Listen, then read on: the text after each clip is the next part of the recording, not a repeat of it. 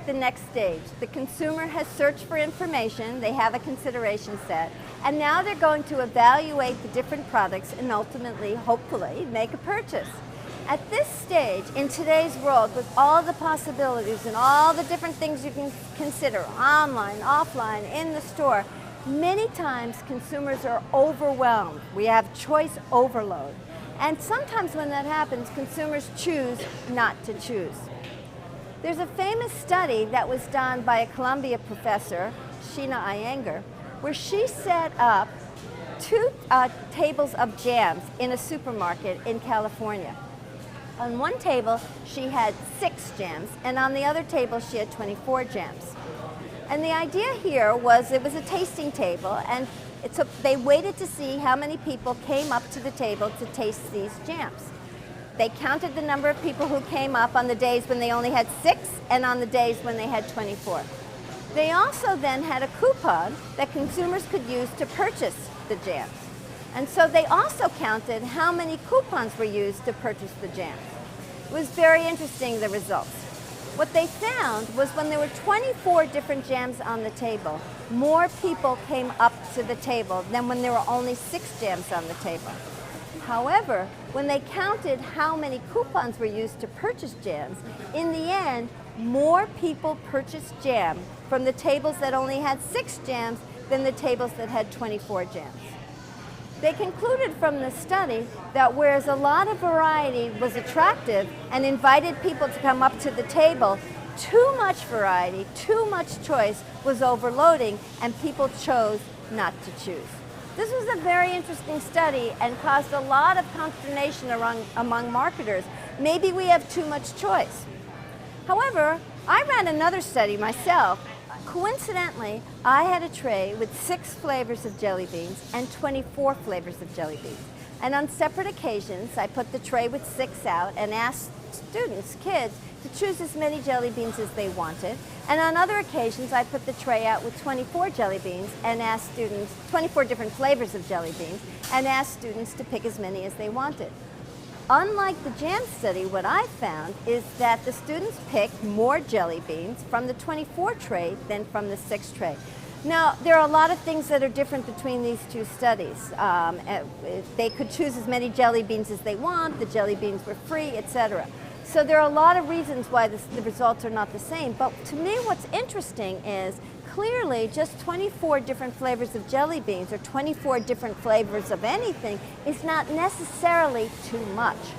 Why did they choose more in my 24 condition versus my 6 condition when the opposite was found with jams?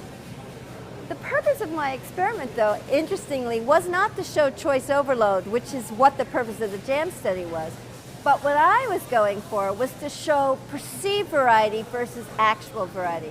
So I didn't just have 2 different conditions, a 6 and a 24. I actually had 4 conditions. I had 2 different trays with 6 flavors. In one tray, they were organized, and in the other, all the jelly beans were all scrambled together. Similarly, with the 24 flavors of jelly beans, in one tray they were organized, and in the other tray they were all scrambled together. And again, I had 4 different conditions where the kids could come in and choose as many jelly beans as they wanted. And what I found is that when there were only 6 flavors of jelly beans, the consumers or the students chose more jelly beans when they were scrambled than when they were organized. But in the 24 condition, they chose more jelly beans when they were organized than when they were scrambled. Why is that? In the 6 colors, when they were organized, it didn't seem like very many jelly beans. It wasn't fun to pick. And so people weren't attracted to the assortment as much, and they didn't choose as many jelly beans. But when the 6 flavors were scrambled, it seemed like more variety, and they were incented to choose more. In the 24 colors, it was exactly the opposite. 24 flavors of jelly beans, that's a lot of jelly beans. And it was fun, and people chose a lot. But when they were all scrambled up, it seemed like too much. It was, again, choice overload. And it was in this condition that I replicated what happened with the jams. There was too much choice. People couldn't make sense of it, and they chose fewer.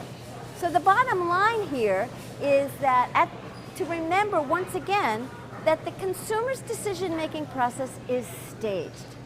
At the assortment stage, when they choose variety, variety is good. People are attracted to lots of different choices. It's fun, they like it.